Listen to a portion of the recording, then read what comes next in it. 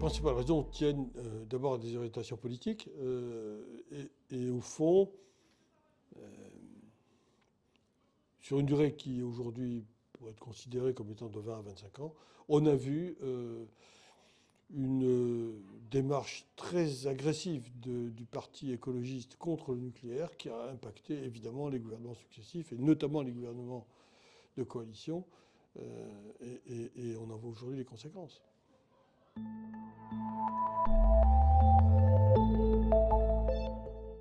Ça, c'est pas une question philosophique, c'est une question de pragmatisme. Aujourd'hui, la part du nucléaire dans la production électrique française est de l'ordre de 75%.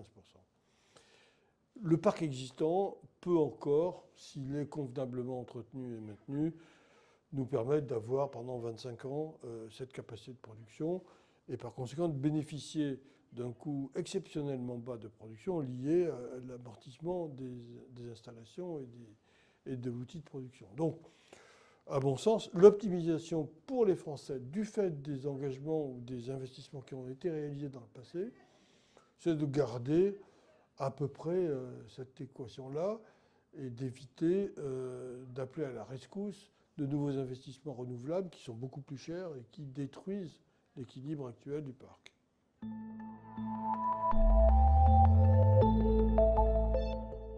La relance du nucléaire est effective dans le monde.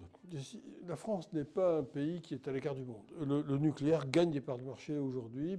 On voit partout fleurir des projets nucléaires. Dans certains pays, comme la Chine, qui construit 11 réacteurs chaque année, comme l'Inde, comme l'Égypte, des pays à forte intensité de population. Dans les pays pétroliers, regardez ce qui s'est fait dans les Émirats, ce qui va se faire aujourd'hui en Arabie Saoudite. Donc, le rebond du nucléaire existe.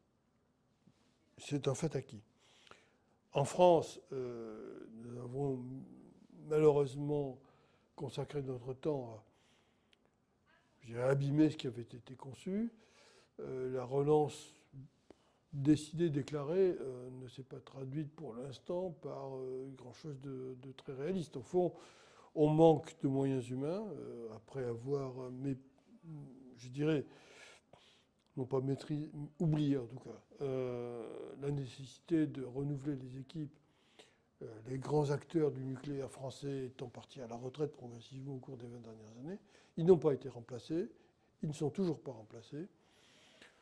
Nous n'avons plus les moyens financiers, nous n'avons même pas encore reconstitué le design d'un réacteur susceptible de, je dirais, de faire l'objet, de manière réaliste, des projets internationaux et français aujourd'hui. Donc, on est loin du bord, on est loin de la relance telle qu'elle a été annoncée. Il faudrait vraiment qu'on se penche sur le sujet de manière très, très sérieuse.